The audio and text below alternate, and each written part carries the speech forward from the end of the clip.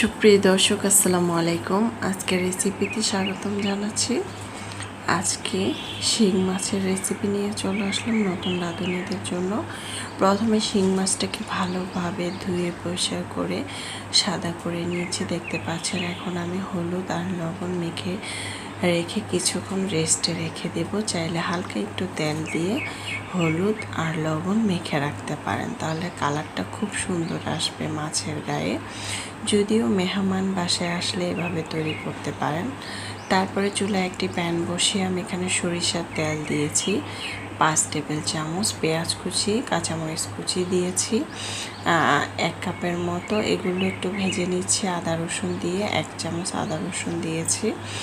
এখন দেখতে পাচ্ছেন ভাজা হয়ে গিয়েছে। এ পর্যায়ে দিয়ে দিচ্ছি হলুদের গুঁড়া 1/2 চামচ, মরিচের গুঁড়া দিয়েছি এখানে আমি 1 চামচ। তারপরে আমি এখানে দিয়ে দেব ধনিয়ার গুঁড়া 1/2 চামচ, জিরার গুঁড়া 1/2 চামচ দিয়ে দেব। দিয়ে এখন আমি এখানে পরিমাণ মতো লবণ দেব। লবণ দিয়ে একটু পরিমাণ পানি দিয়ে সুন্দর করে মশলাটাকে কষিয়ে নেব। আর এখানে একটি তেজপাতা মাঝখান থেকে ছিঁড়ে দিয়ে দেব, খুব সুন্দর ফ্লেভারের জন্য।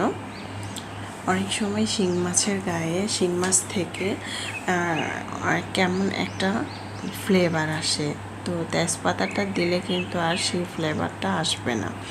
মশলাটা সুন্দর করে কষিয়ে নিয়েছি। পর্যায়ে দিয়ে দিচ্ছি টমেটো।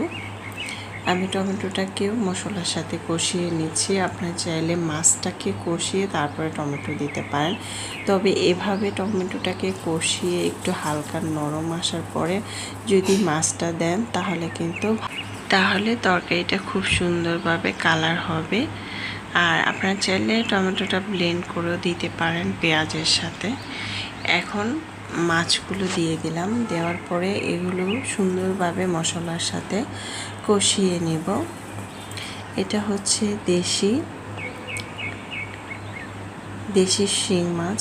এটা খেতেও অনেক বেশি ভালো লেগেছিল। এখন মাছটাকে সুন্দর করে কষিয়ে নিয়েছি। অনবরত নেড়ে চেড়েও দিচ্ছি, একদম ভাজা ভাজা করে নিচ্ছি তেলের সাথে। এইভাবে মাছ যত কষাবেন,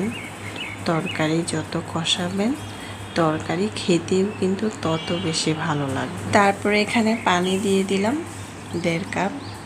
পানিটা দিয়ে সুন্দরভাবে নেড়ে চেড়েও দিলাম।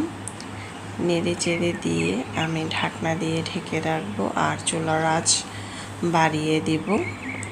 এটা চুলার আঁচ কমানো যাবে না, তাহলে তরকারিটা খেতেও ভালো লাগবে না। মাছটা একদম ঝোলটা মাখা মাখা হয়ে গিয়েছে, দেখতে পাচ্ছেন। এ পর্যায়ে দিয়ে দিচ্ছি ধনেপাতা কুচিটা একটু বেশি দেওয়ার চেষ্টা করবেন, দেখতেও ভালো লাগবে আবার খেতেও ভালো লাগবে, আর ফ্লেভারটাও খুব সুন্দর আসবে। তারপরে নেড়ে চেড়ে দিয়ে সুন্দর করে এখন এটা আমি চুলার আঁচ বাড়িয়ে দিয়ে 1 মিনিটের মতো রেখে তারপর এটাকে আমি একটি বাটিতে পরিবেশন করে নেব। মাশাআল্লাহ, দেখতে যেমন সুন্দর হয়েছে, খেতেও কিন্তু আলহামদুলিল্লাহ। চাইলে কিন্তু আপনারা এই মজাদার রেসিপিটা ঝটপট তৈরি করে নিতে পারেন। বাসার সবাই অনেক বেশি পছন্দ করবে গরম ভাতের সাথে। মেহমান আসলেও কিন্তু এভাবে তৈরি করতে পারেন। আশা করছি রেসিপিটি ভালো লেগেছে। রেসিপি ভালো লাগলে চ্যানেল সাবস্ক্রাইব করতে ভুলবেন না। এতক্ষণ আমার সঙ্গে যারা আমার আজকের রেসিপিটি দেখেছেন তাদেরকে অসংখ্য ধন্যবাদ জানিয়ে আজকের জন্য বিদায় নিচ্ছি। আপনারা ভালো থাকবেন, সুস্থ থাকবেন। আমিও আল্লাহর রহমতে অনেক ভালো থাকবো, এই কামনা নিয়ে আজকের জন্য বিদায় নিচ্ছি। আল্লাহ হাফেজ।